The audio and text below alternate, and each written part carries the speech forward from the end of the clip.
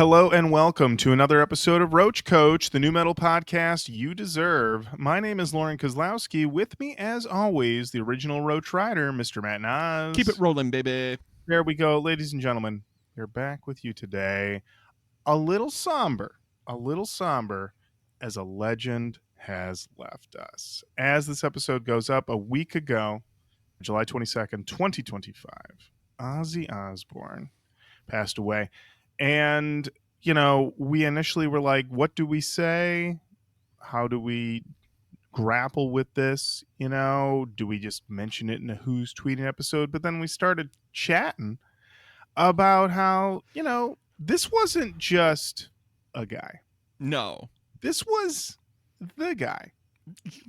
This was the person. This is a real, from Ozzy, we all go forth. And it's really quite something, and friend of the show, Holiday Kirk, had posted something that he said, a lot of acts, a lot of people, they go out, tragically, they go out with addiction, they go out too soon, what have you. And Ozzy, he left it all out there, you know. He did. And you could even argue that he did it his way, because he did his final show, and then 2 weeks later he's like, that's it. I was born to be on stage. And I actually read an interview from a couple years ago that he had done where he basically indicated, he's like, Ozzy Osbourne's main place to be is on the stage. Yeah. And I think you can get poetic in that sort of way of, he got his last thing out and then he passed. Maybe not. But it was very clear in the way that he felt about performing, and the way that his wife had often talked about how that's what he wanted. That's what he wanted. He wanted to get out there, entertain the people, be the Prince of Darkness we know and love. But Matt, we'll start with you. Your feelings on Ozzy, your history with Ozzy. It is funny that over the years, my relationship with Ozzy has changed. Growing up in a Christian home, Ozzy was like the Antichrist. He was a symbol of darkness. His music should not be listened to. He's biting heads off of bats and killing people on stage. And just like the satanic panic of the early 80s was not a joke. That was all lies for the most part, and just geared directly at us to make sure that we stayed on the straight and narrow. And let me tell you, in retrospect, they say that Nancy Reagan's Don't Do Drugs campaign, the Just Say No campaign, was a failure. I'll tell you one person it worked on: me. And you know who the propaganda about Ozzy Osbourne, who also that worked on? Me. So there was I did not at all grow up with Ozzy Osbourne. It was not until I made friends with my best friend, Matt Rose, in junior high school that I first got introduced to Ozzy, because Matt was a guitar player and he loved riffs, and he had a crate amp and like this Gibson Gibson adjacent guitar, and like he just wanted to play Crazy Train and Mr. Crowley, and like just he never really played too many Sabbath riffs because he was also super into Guns N' Roses. So it was just like all of those riffs, and it was like a brand new world for me. Like I had zero metal up until that point. Sure, did I hear Motley Crue? Of course. Did I know Anthrax? Of course. But it was like metal was always surface level in my childhood because of how and it wasn't like my parents were strict about music, because we listened to music constantly, but there was so much music that to have metal be put over here wasn't that big of a deal. Like I didn't really put too much stock in it. I had Weird Al. I was fine. Like that was me. That was what I was into. Like I always loved the comedy records. I was not looking for an escape. And I feel looking back at a lot of Blizzard of Oz era Ozzy. It's, oh, this is like cosplay. This is Right. D&D. Right. This is very, very cosplay. So hearing those riffs, kind of getting a better appreciation, hearing Sabbath as a teenager, it was much more, oh, yeah, very cool. And then the Osbournes happened, and I was like, I hate reality TV shows still to this day. Sure. So it Yeah. was like, I don't like it. So just seeing him kind of, that relationship between him and Sharon and the kids always is odd to me. Like, they have it under control, but it was like, I don't want inside, Mhm. and just kind of see him be befuddled by things when he's supposed to be this prince of darkness was very much, oh, he's just a guy. He's just a guy. Right. We're all just a guy. Yeah. Well, just, this is very much a guy. And then again, never really deep in his catalog, but always realizing, especially when I went back to Sabbath and was like, oh, yeah, it's this Led Zeppelin were pretty much like those. That was like the influences Mhm. to nearly 80% of heavy music. Mhm. Like it is insane to really feel the reverberations of it. And then, as well stated in Roach Koach lore, I didn't like new metal. So the Ozfests were never part of my life. I never went to the Ozfests. If there was like a Britpop fest, I'd have been there in a second. I think it was called Glastonbury, and I was never going to be able to make it overseas. I mean, even if you got over there, you wouldn't be able to find it. And So, no, I would yeah, I'd be lost. you'd be lost. I'd have to get on a train or a boat. I don't know. We don't know. We'll never find out. I'm sure I Wouldn't. could find out immediately. But No. like the funny part is when you look at so many bands, they all go back to Ozzy. Like, they all just are like Ozzy, like everything that we listen to on this show. Well, it wasn't until we got on Ozfest that we got our big break. Ozfest broke us. Limp Bizkit, we were like, it was that those Ozfest shows really solidified us as a band. It was these shows that really, Ozfest is part and parcel of nearly every band that we've covered on these shows, because either they were on the tour or the person saw the tour and was like, that was the first time I saw Slipknot. That was the first time I saw Deftones. That was the first time I saw Limp Bizkit. It was like, it's just, in his impact is immense. And then he, especially later in life, seemed to kind of just be like, well, this is who I am. But always seemed way more comfortable on stage than he did off stage. Off stage always kind of seemed like very kind, kind of soft spoken, knew his role. Ah, I'm that guy. I am. Right. It's me, Ozzy. But seeing him on stage and seeing him off stage, it was like two different people. Right. But I never saw him live. Again, I never really got deep into the catalog, but like the retrospect is immense. It's a holy shit. Just crazy. How about you? It's funny is that I was realizing, reflecting back, after he passed and reading various eulogies and then kind of looking through his career and discography, and I realized that I was aware of him as a solo artist well before I was aware that he was the lead singer of Black Sabbath, yet also being aware of both and not realizing one had something to do with the other. And the first image I have in my mind of him being aware of Ozzy was the Crazy Train video, Mm-hmm. the laugh, his face over the tracks. That's the first thing I remember. And then that riff. Crazy Train is a touchstone song of my life. Like, we've played it at weddings, we've goofed around it. Like, the vibra slap, everything about the intro to Crazy Train is imprinted on my life. Yeah. And so, yeah. And then the funny thing though is that when I realized that he was also the lead singer of Black Sabbath in their prime era, I was like, oh, wow. And then honestly, then my respect grew. And then, I mean, as I've talked about on this show for a while, that, every now and again, I listen to a Black Sabbath record and I'm just like, this is like the greatest shit of all time. This is just unbelievable, And I mean, and obviously, credit due to, Tommy and the boys. They're also doing it too. But it's like, seeing this and then just seeing that his Ozzy's impact of just, I'm going to start this sound. I'm going to be part of the origination, the origin of this sound that then is going to be taken by everybody, and everybody's going to put their own spin on it to expand it out.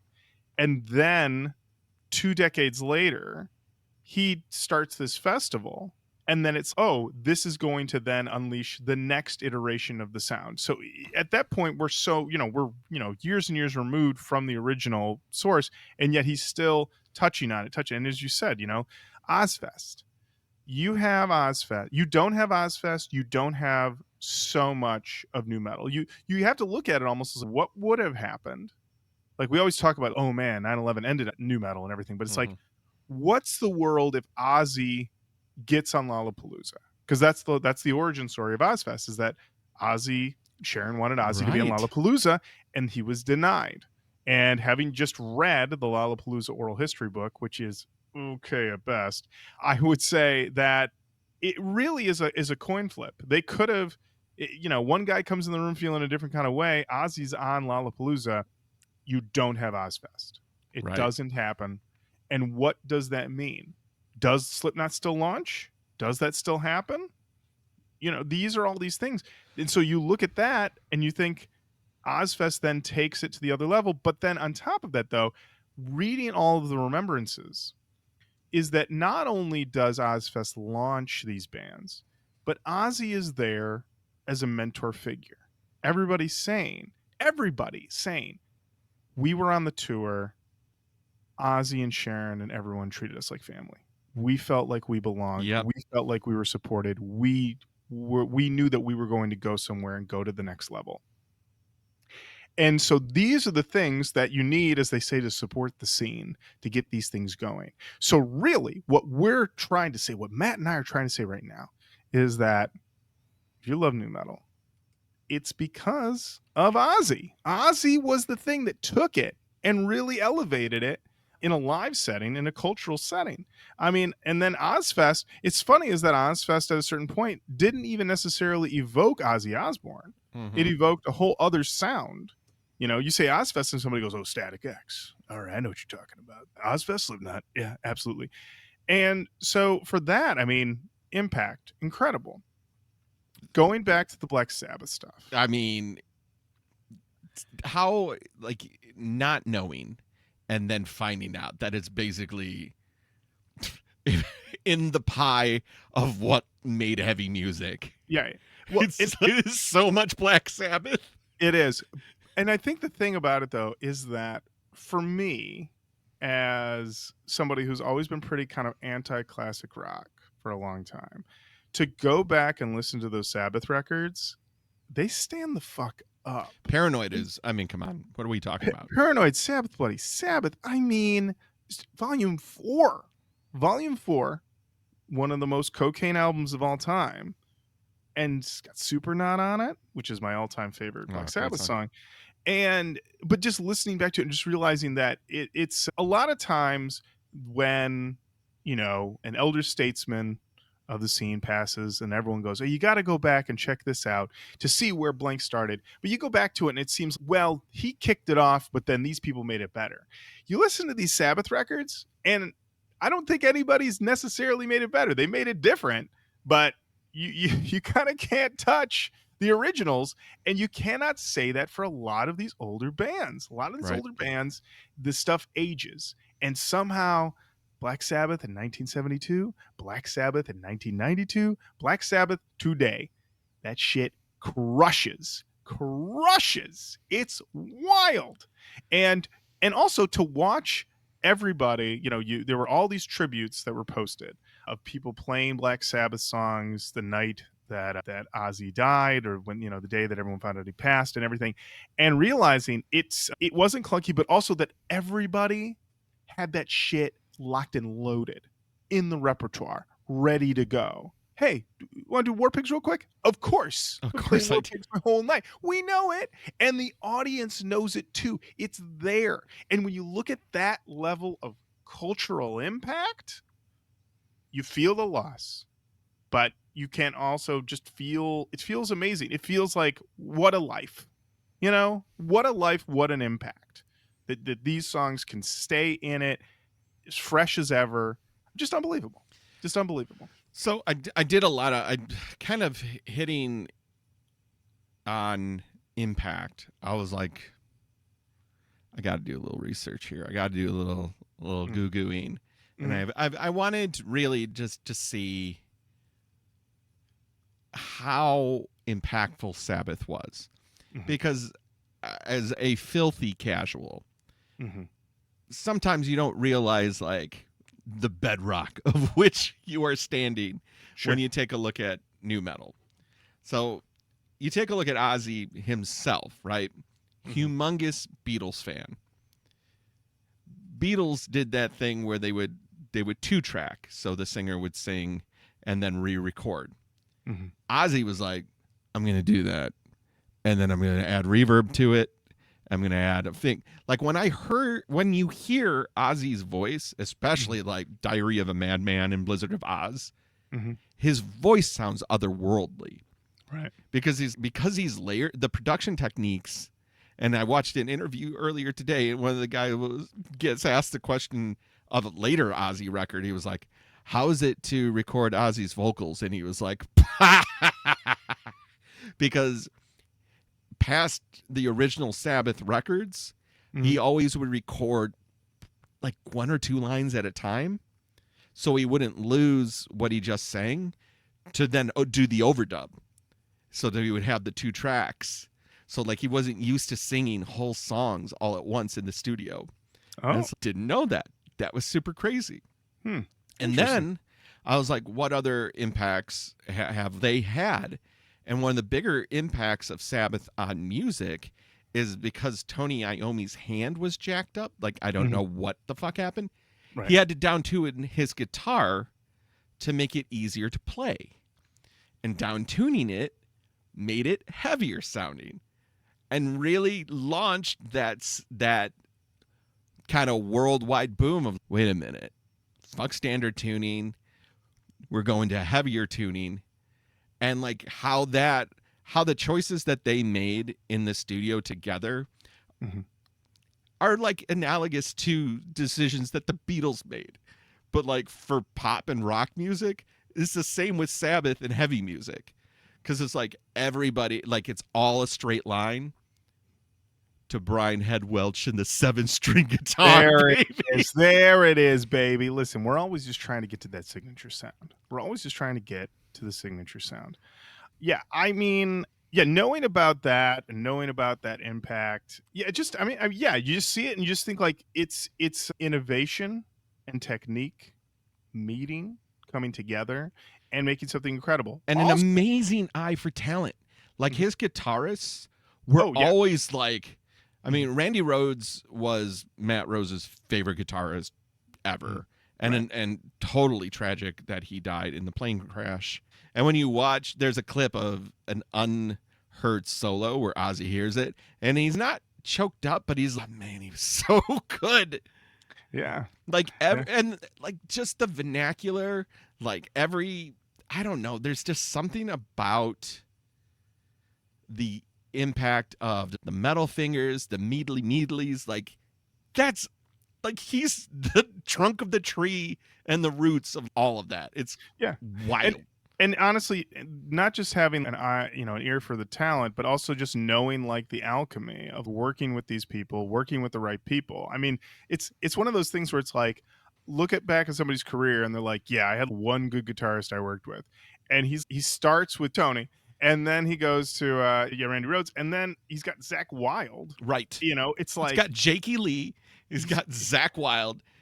Like it is a murderer's row yeah, guitarist. it's just and some people are just like, why can't I get anybody good? And Ozzy just is, and then you read these stories where Ozzy's, yeah, they told me to check this guy out, and I was like, sure, whatever, I don't care, and then just stumbles in over and over again. All right, sure, whatever. So I love that also nonchalantness.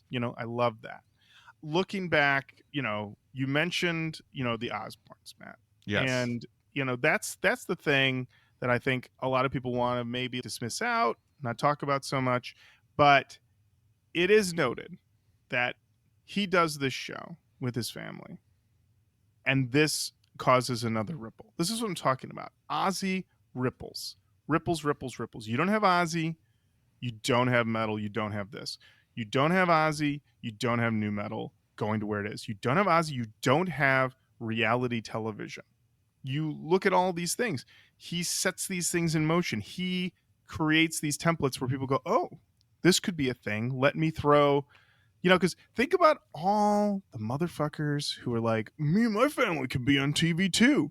We got Jessica Simpson's old dumbass family over here. Yes. Take a look at them. I mean, Follow and it. rest in Yeah. peace, the Hulk Hogan, but like the Hogans definitely don't happen without the Osbornes. I thought you were about to tell me that Ashley Simpson was dead, and I was like, what?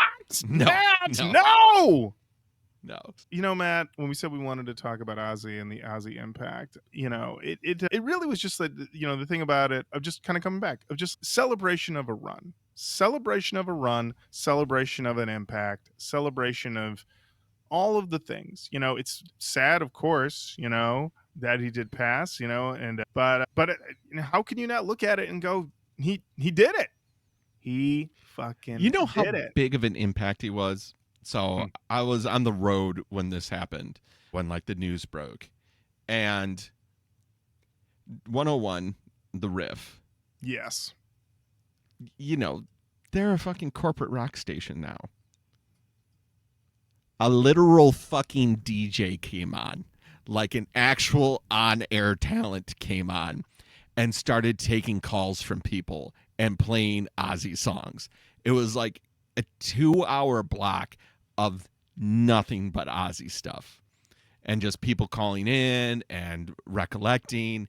And it was like, he had such an impact that the commercial pigs at iHeartRadio were like, yeah, we got to give the rock stations a little freedom here. You gotta, you know what? I love that. If they can go in there and just fuck with the algorithm, take that playlist, shove it up your ass. Yep. We got to talk about Ozzy. We got to listen to Ozzy.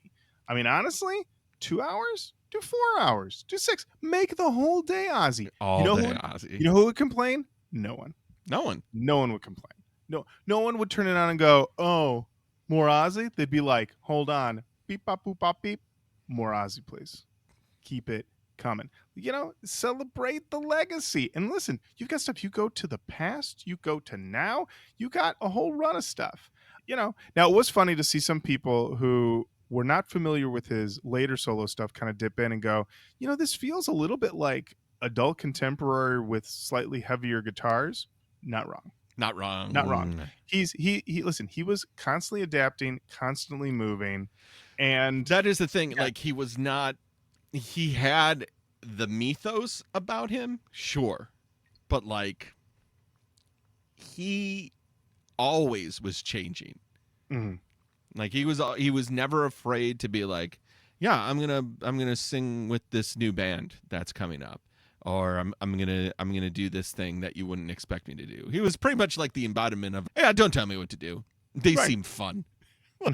Yeah, and I mean, it is really something also to just look through, just the run where it's just like, you would think, and we think about artists now, and in a way where it's like, some people say nobody goes away anymore. Everyone just sticks around. Doesn't matter. Even if they're flopping, they're still around. It doesn't matter.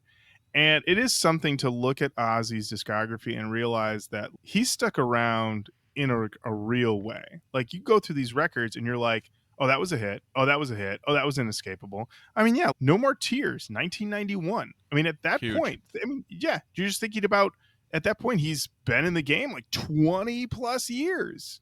And he's like, how about another hit? How about another hit in the era of Nirvana? I'm still around, baby. And yeah, and then you look at Mama, I'm Coming Home was a radio staple. You'll still hear it now, but like in 91? Yeah. Oh, yeah. I heard that constantly.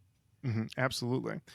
Matt, I wanted to ask you, did you have across the discography like a top 5 Ozzy tracks? Because of the aforementioned vanilla-ness of my and surface level as I get older and dig deeper. Yes. Mr. Crowley is probably my number 1. No, Crazy Train's my number 1. Okay. Yeah. Then it's Mr. Crowley, Bark at the Moon, and then we're going Iron Man and Paranoid. Okay. All right. My number one, obviously, Supernaut. Yep. That's untouchable. You can't even get close to it. I would say number two, probably Crazy Train, just for how it's been in my life, Mm-hmm. and I can't escape a bit. Can't escape it. Number three would probably be Paranoid. I would give you. I'd probably say that would be right. Mm. And gosh, four and five. I mean, the thing about it, there's just so many things in there. I mean, Snowblind, incredible. Well, now I want Uh, to take off. I want to take off Paranoid and put on War Pigs because I love War Pigs so much. I mean, I'd probably say five would be War Pigs. Yeah, Yeah, probably. you can have my War Yeah, Pigs. yeah. But I mean, it's just one of those things where you go through and you just realize, yeah, once again, just part of so many things. Obviously, number six, if I did a six, would obviously be his cover of Shock the Monkey with Cold Chamber, of course. 100%. Of Yes. course. Yeah. I mean, the thing also is funny is that I didn't really love his voice in the 90s with his like solo stuff. And Mm-hmm. it took me a long time to warm to it. But it's so funny how, yeah, like any of the Sabbath stuff, I'm just like, this is the best fucking shit I've ever heard. This is fucking unbelievable. Yeah. Interesting piece of Ozzy lore, Black Sabbath lore I learned during all this was that near the end of of his run in Black Sabbath, he was feeling frustrated. And I guess they were getting shown up by their openers who were Kiss. They were just getting pissed. And Ozzy was like, we can't get these guys showing us up. Get them out of here. Let's get some other band to open up for us who's not going to show us up. I heard about this band from California, Van Halen. And then Van Halen, I guess, wiped the stage with them. And then Ozzy was like, I'm out of here. I need a And break. I mean, honestly, once again, though, incredible ear in a way. Oh, he He's like, knew. Yeah. let's give Van Halen a shot. Wonder if they're gonna do anything. Incredible stuff. Yeah, all time amazing. Matt, we've been talking about Ozfest, the impact. Ozfest ran from 1996 to 2010, respectively. Various recurrences. I wanted to know of these lineups, which one is the one that I was going to say your favorite. You didn't go to any of them. Which is the one No. that you look at it and you go, God damn, wish I'd been there? Which is the one that you're like, that's the one, should have Oh. been there?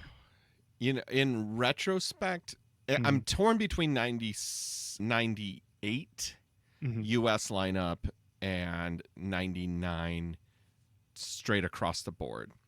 Mm-hmm. Here's what we're dealing with. The US lineup for 98 is Ozzy, Tool, Megadeth, Limp Bizkit, Soulfly, Seven Dust, Cold Chamber on the main stage. Your second stage is Motorhead, who sorry, Ozzy, I would have watched Motorhead at this point in my life over Ozzy, Melvins, Incubus, Snot, Ultra Spank, Life of Agony, Kilgore, Monster Voodoo Machine, and System of a Down. Killer. But Killer. in 98, it gets refined, or 99, it gets refined. And you get Black Sabbath, Rob Zombie, Deftones, Slayer, Primus with Buckethead, System of a Down, Godsmack, Static X. And on the second stage, it's Drain to headline, Drain STH to headline, Fear Factory, Head PE, Push Monkey, Slipknot, Puya, Flashpoint, Apartment 26. That's pretty great. That is pretty great, Matt. That is pretty great. No disagreement. I would say the one that sounds like, for me to have been at this show, really would have been something for me if I had gone as an 18-year-old boy, and that is Ozfest 2000, Matt. Ooh. Ozzy, Pantera, Godsmack, Static X, Incubus, Methods of Mayhem, POD, Queens of the Stone Age, Black Label Society, Apartment 26. Second stage, Soulfly, Kitty, Disturbed, Taproot, Pitch Shifter, Slaves on Dope, Reveille, Shovel, Primer 55, The Deadlights, Crazy Town, Pump Jack. Wow. This is a new metal AF show. On top of that, you're going to get end of an era Pantera. True. You're going to get Haven't Quite Broken Yet Queens. They're touring rated R. They're touring rated R. Rated R. Also, Soulfly's what? Touring Primitive? Kitty's running the first record. Disturbed's running The Sickness, test driving it. Yeah, I think that would honestly, that's one where I look at who would I have been if I had made it to Ozfest 2000, like truly, truly unbelievable. And the thing is that just scrolling through all of these, like it's truly, you couldn't, in a lot of ways, you couldn't go wrong at just about any of these years. Just really quite something. And it's really something to see like Ozfest 2002. I mean, depending on what country you're in, Germany, Belgium, England, Ireland, Poland, Netherlands, Portugal, or the United States. I mean, all different situations here. You get different lineups, different moves. Yeah, truly just, yeah, so many interesting combinations and exposure to stuff. Because that's the other thing you look at. It's not like it's the same, lineup of bands every year. He's bringing different people in. He's giving new people a shot. And that's the other thing. You go through there and you just look at this, like E-Town Concrete played Ozfest 2003. Twisted Method, Grade 8. Shit, Nothing Faces in 2003. Yeah, Cradle of Filth, Cradle. So yeah, so many great things. You just looking through that. It's honestly, if you have a moment, go to the Ozfest Wikipedia page to look at the lineups and just go through and look at them and just nod them and go, "Thanks, Ozzy." Just say that. It's just go through. That's great. Love it. Love that you put this package together. It's beautiful. Beautiful. I'd say 99. I would go back to 99 because I would have loved to. I like when I watch, and this is kind of like, I don't want to be who I was then. I want to be me now. To see Slipknot be Slipknot in 99. Yeah. That would be unbelievable. And then to see Fear Factory in 99? Oh! Matt. Doing obsolete? I mean, what are we talking about? Listen, we always talk about what would you do with a time machine, and it'd be really funny. It was like, Lorin and Matt, you guys got a time machine. What did you do? We just went to Ozfest. We just went to Ozfest and watched. Didn't talk to anybody. Didn't talk to anybody. We didn't touch a thing. We didn't touch a thing. We just watched from the back. We just took it all in, and then we got back in the time machine and we went to the next Ozfest. It was great. We hit all the Ozfests. And you say, like, how long did that take you? And it's, well, when you have a time machine, time doesn't have meaning anymore. Technically, I've been gone a week, or I just left and now I'm back. That's the thing. Once you get into time travel, things get real weird. Matt, what's your definitive time travel movie? Oh, Somewhere in Time with Christopher Reeve. Of course. Absolutely. Mine is The Time Machine, starring Guy Pearce, of course. Great one. Great. When that came out, I was like, finally, someone will do the Morlocks right. All right. They've been done dirty forever. Forever. Can I get one hot lock? Can I just get one hot lock? And honestly, they're not hot. You can't make the Morlocks hot now. But don't worry. Guy Pearce finds a hottie. He finds a hottie on the surface. He's got to. He's got to. Listen, bust nugs. listen. You are learning about time. You're learning about the mistakes of man. You're traveling through time. But at the same time, you gotta be looking out for the ladies a little bit. You gotta see what's going on. This is what every Ozzy tribute turns into. Is just talking about Guy Pearce's character in the Time Machine. Listen, a film that people throwing ropes throughout history. Stop talking about. When people say Guy Pearce, the first thing they say is, "Oh, Time Machine remake." Yeah, 100%. Yeah. They don't bring up what Memento or LA Confidential. They don't bring up either of those films. That he was in both. That he was both in. He was in both. Thank of those. God. Yeah. Thank God. Yeah. They don't bring up Prometheus. Okay. They don't bring up Lockout. They bring up the Time Machine. Yeah. Never bring up Prometheus. Woof. Oh, Matt, not a Prometheus fan? I saw it in the theater and I was just disappointed. Just like Ozzy would be disappointed in us for this sweet sidetrack. Do you think so? Because I like to think Ozzy going to see Prometheus and saying, why doesn't she run in a zigzag? Why doesn't she? Why doesn't she run in a zigzag? Serpentine. Listen, it's one big ship and it's rolling. Just run in a zigzag and you'll be fine, Charlize Theron. But, Yeah, what can you do? what What can can you you do? do? What You can you do? think he had to be like a big Giger fan, though, right? So he's probably into Alien. Oh, for sure. I mean, if we were to guess, I would say that he's definitely seen Aliens. Definitely seen the Yes. first two. If I had to guess, he probably skipped Alien 3. Mm-hmm. He probably, I'm going to say he probably saw Alien Resurrection because he was like, okay, I'll go see this. I'm gonna bet he saw Prometheus. I'm saying he skipped the Alien versus Predator movies, and I would say, no, I take that back. I think he probably did see the first Alien versus Predator because it's the same director as the Resident Evil movies. The Resident Evil movies have a lot of new metal songs on the soundtrack. It wouldn't surprise me if there was some discussion about that. Paul W.S. Anderson, the director, probably met Ozzy at one point. I would not be surprised. I'm putting it out there. Ozzy saw Alien versus Predator. I'm saying it right now. I think he saw it. Yeah. So, yeah. Matt, do you think Ozzy saw Inception? Oh, great cue. Mm-hmm. Right. I would think that he might have started it and left. That's entirely possible. I think that's entirely possible. Now we're at a Mhm. very interesting. We're at an interesting conversation piece here, because now two worlds have collided. Ozzy in movies.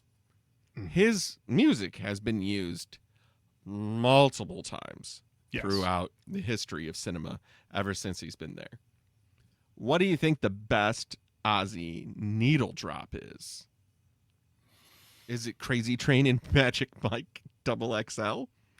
Well, yes. Done. Absolutely. I mean, Matt, Magic Mike Double XL. I don't know if I've talked about it before in the show. Is one of the best movies ever made. This is not a bit. One of the best movies ever made, and yeah, everything done.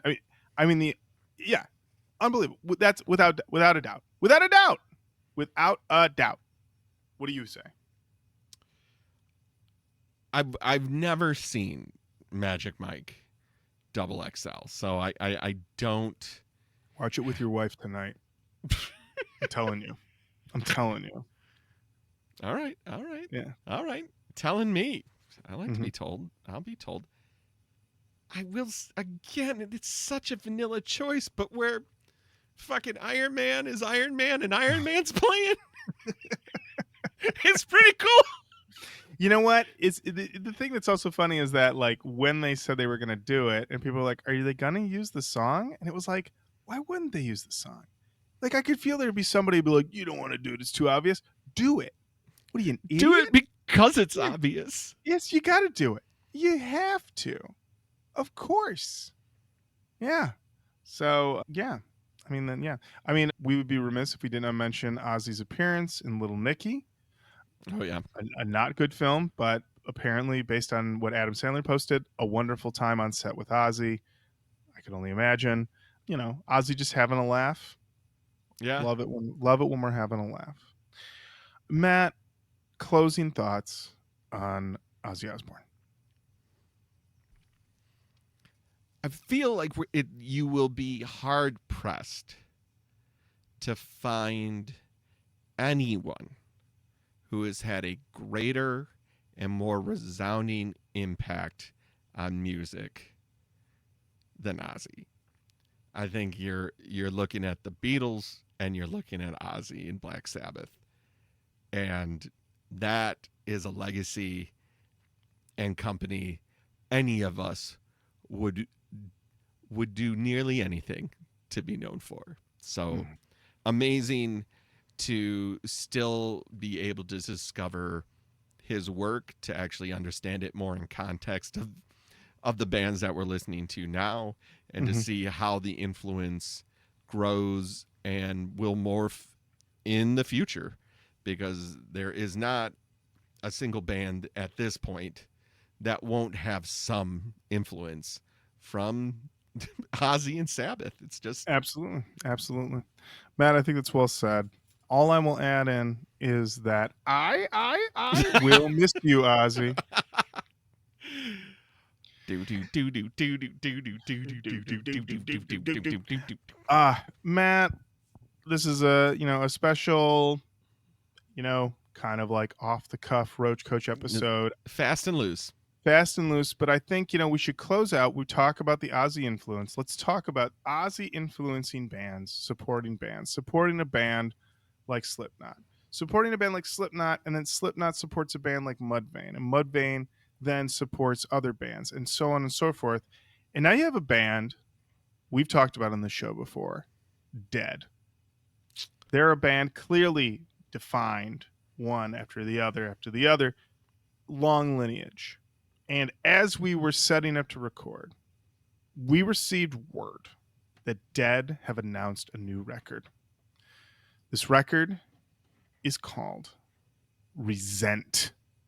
Oh, wow. Incredible new metal title. On this record, Matt, featuring Chad Gray of Mudvayne, featuring Chris Motionless of Motionless in White. And then some of these song titles: You Want Honest, Wasted, Never Belong, Fuck With It, Fight Forever, parentheses, to Rot. Incredible stuff. Incredible stuff. This record comes out in September. These boys are keeping the legacy of Ozzy alive, keeping that Ozfest vibe alive. So they announced this record. They announced a new single, which, Matt, neither of us have heard yet. No, I'm super excited. The song is called Eraser. Yep. And let's take a listen. I think it's only right. Love it. You know what? I got to tell you, the boys in Dead, the boys did it again. I think so. I think so. That one is it's got a nice little party thrash to it. Like we're pissed, okay? We're pissed. But we got this momentum. It's an up vibe. Yeah. I'm loving this. I'm loving it. This is a good course correction from the last record. Yes. Good course correction. I was going to say, because Misanthrope still very good. Absolutely. Very good. But School of Thought, I haven't unfortunately given it much thought. I'm gonna say it's shitty. You guys worked hard. There's a lot of work to put anything together. Right. But here, yeah, I think they've definitely cracked back into what we want, what the people want. And I listened to this and I'm like, you know what? Posthumous Ozfest 2026, maybe tribute. I mean, let's look. I'm glad that we stayed out of the Sharon Osborne friction part. Sure. Yeah. Because I'm not there. I don't know. Okay. Mm-hmm. But I could totally see her doing this. I could see her doing it. But yeah, this is, the new metal dream is alive and well. We can thank Ozzy for helping it blossom and flourish to this day. Love it. And that brings us to the end of another episode of Roach Coach. Thank you so much for listening.